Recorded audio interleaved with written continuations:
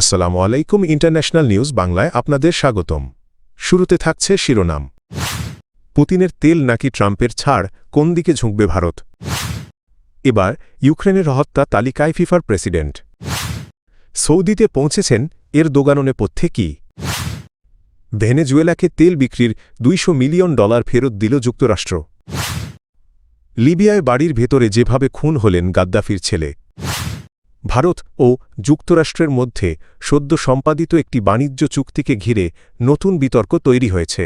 মার্কিন president Donald Trump দাবি করেছেন এই চুক্তির অংশ হিসেবে নয়াদিল্লি রাশিয়া থেকে তেল কেনা বন্ধ করতে সম্মত হয়েছে। তবে রাশিয়া এই দাবিকে নিশ্চিত করেনি। ক্রেমলিন জানিয়েছে, ভারতের পক্ষ থেকে জ্বালানি ক্রয় বন্ধের বিষয়ে এখনও পর্যন্ত তারা কোনো আনুষ্ঠানিক বক্তব্য বা বার্তা পায়নি।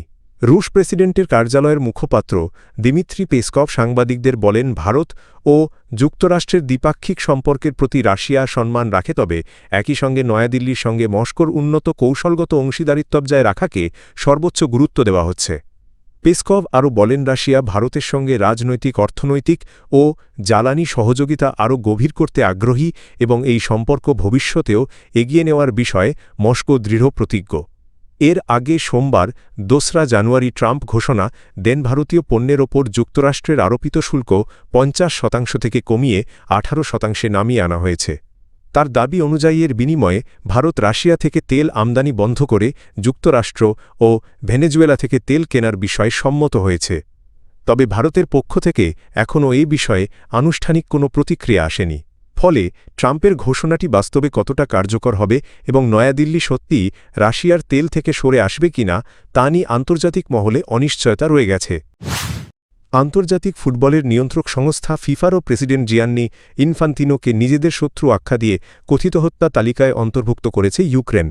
দেশটির অতি জাতীয়তাবাদী হিসেবে পরিচিত সরকারি ঘরানার ওয়েবসাইট মিরোদভোরেৎসের তথ্যভাণ্ডারের বরাতে এ তথ্য সামনে এসেছে। মিরোদভোরেৎস সাধারণত যাদের ইউক্রেনের জাতীয় নিরাপত্তার জন্য হুমকি বা রাষ্ট্রের শত্রু হিসেবে বিবেচনা করে তাদের ব্যক্তিগত তথ্য, পরিচয় ও অভিযোগ সেখানে প্রকাশ করে থাকে। মানবাধিকার সংস্থাগুলো দীর্ঘদিন ধরেই এই ওয়েবসাইটের কার্যক্রমকে বিতর্কিত ও বিপজ্জনক বলে সমালোচনা করে আসছে। ওয়েবসাইটটির অভিযোগ অনুযায়ী জিয়ান্নি ইনফান্তিনো রাশিয়ার প্রতিপদ্ধতিগত সমর্থন ও সহযোগিতা করেছেন এবং এর মাধ্যমে ইউক্রেনের বিরুদ্ধে এক ধরনের মানবিক ও বেসামরিক আগ্রাসন চালিয়েছেন। একই সঙ্গে তার বিরুদ্ধে রাশিয়ার পক্ষে প্রোপাগান্ডা ছড়ানোর অভিযোগও আনা হয়েছে।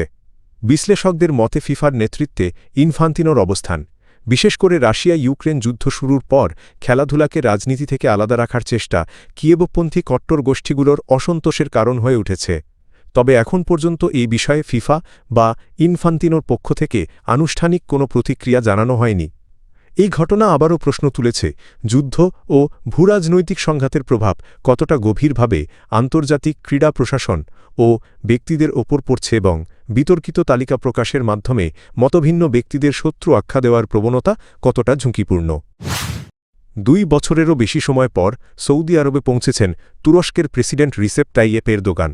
মঙ্গলবার ৩রা ফেব্রুয়ারি তিনি রিয়াদে আসেন এবং সফরকালে সৌদি ক্রাউন প্রিন্স মোহাম্মদ বিন সালমান এর সঙ্গে বৈঠক করবেন বলে জানা গেছে।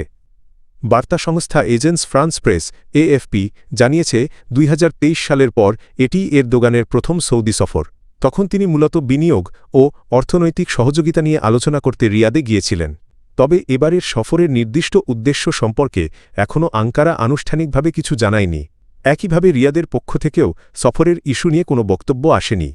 তুরস্কের রাষ্ট্রায়ত্ত সংবাদ সংস্থা অ্যানাডোলু এজেন্সি জানিয়েছে, এই সফরে দুই দেশের মধ্যে সহযোগিতা আরও গভীর করা এবং আঞ্চলিক ও বৈশ্বিক ঘটনাপ্রবাহ নিয়ে আলোচনা হবে।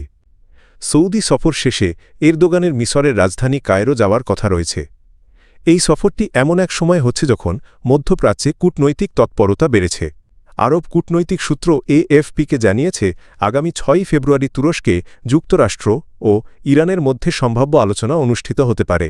এর আগে তেহরান পারমাণবিক আলোচনা পুনরায় শুরুর আহ্বান জানালেও ওয়াশিংটন সতর্ক করে বলেছিল, কোনো চুক্তি না হলে এর ফলাফল হবে গুরুতর। ভেনেজুয়েলার তেল বিক্রির বকেয়া পাওনা পরিশোধের প্রক্রিয়া সম্পন্ন করেছে যুক্তরাষ্ট্র। বুধবার ৪ঠা জানুয়ারি মার্কিন প্রশাসন জানায়, মোট $৫০০ মিলিয়ন মধ্যে অবশিষ্ট $২০০ মিলিয়ন ভেনেজুয়েলাকে ফিরিয়ে দেওয়া হয়েছে। এর আগে এই অর্থের বড় একটি অংশ পরিশোধ করা হয়েছিল। হোয়াইট হাউসের এই সিদ্ধান্তকে দুই দেশের দীর্ঘদিনের শীতল বাণিজ্যিক ও রাজনৈতিক সম্পর্ক উন্নয়নের একটি গুরুত্বপূর্ণ ইঙ্গিত হিসেবে দেখা হচ্ছে। বার্তা সংস্থা রয়টার্সের প্রতিবেদনে বলা হয়েছে, এই অর্থ ভেনেজুয়েলার রাষ্ট্রীয় তেল কোম্পানি PDVSA এর মাধ্যমে যুক্তরাষ্ট্রে সরবরাহ করা তেলের পাওনা ছিল। মার্কিন নিষেধাজ্ঞার কারণে এই অর্থ দীর্ঘদিন ধরে আটকে ছিল। প্রতিবেদনে আরও উল্লেখ করা হয়, সাম্প্রতিক সময়ে ওয়াশিংটন ও কারাকাসের মধ্যে চলমান কূটনৈতিক আলোচনার অগ্রগতির ফলেই যুক্তরাষ্ট্র এই অর্থ ছাড় করার সিদ্ধান্ত নিয়েছে। বিশ্লেষকদের মতে এই পদক্ষেপ ভবিষ্যতে ভেনেজুয়েলার সঙ্গে যুক্তরাষ্ট্রের জ্বালানি ও বাণিজ্যিক সম্পর্ক পুনরুদ্ধারের পথ প্রশস্ত করতে পারে। লিবিয়ার প্রয়াত একনায়ক মুয়াম্মার গাদ্দাফি এর সবচেয়ে প্রভাবশালী ও আলোচিত পুত্র সাইফ আল ইসলাম গাদ্দাফি এক ভয়াবহ হামলায় নিহত হয়েছেন। মঙ্গলবার ৩রা জানুয়ারি গভীর রাতে রাজধানী ট্রিপোলি থেকে প্রায় ১৩৬ কিলোমিটার দক্ষিণ-পশ্চিমে জিনটান শহরে নিজের বাসভবনে তিনি হত্যাকাণ্ডের শিকার হন। সৌদি আরব ভিত্তিক সংবাদ মাধ্যম আল আরাবিয়ারও প্রতিবেদনে বলা হয়েছে, ৪ জন সশস্ত্র বন্দুকধারী অত্যন্ত সুপরিকল্পিতভাবে হামলাটি চালায়। ঘাতকরা প্রথমে বাসভবনের নিরাপত্তা ক্যামেরা অচল করে দেওয়ার পর বাগানে সাইফ আল ইসলামের মুখোমুখি হয়ে তাকে লক্ষ্য করে নির্বিচারে গুলি চালিয়ে দ্রুত পালিয়ে যায়। ৫৩ বছর বয়সী সাইফ আল ইসলামের মৃত্যুর খবর নিশ্চিত করেছেন তার রাজনৈতিক উপদেষ্টা আবদুল্লাহ ওসমান। তিনি ফেসবুকে দেওয়া এক পোস্টে সাইফকে মুজাহিদ হিসেবে উল্লেখ করে তার আত্মার শান্তি কামনা করেন। গাদ্দাফি পরিবারের ঘনিষ্ঠ একটি সূত্র জানিয়েছে, এমন এক সময়ে এই হত্যাকাণ্ড ঘটল যখন সাইফ আল ইসলাম লিবিয়ার রাজনীতিতে আবার সক্রিয় হওয়ার চেষ্টা করছিলেন। বিশ্লেষকদের আশঙ্কা, তার আকস্মিক মৃত্যু দেশটির ইতিমধ্যেই ভঙ্গুর রাজনৈতিক পরিস্থিতিকে আরও অস্থির করে তুলতে পারে।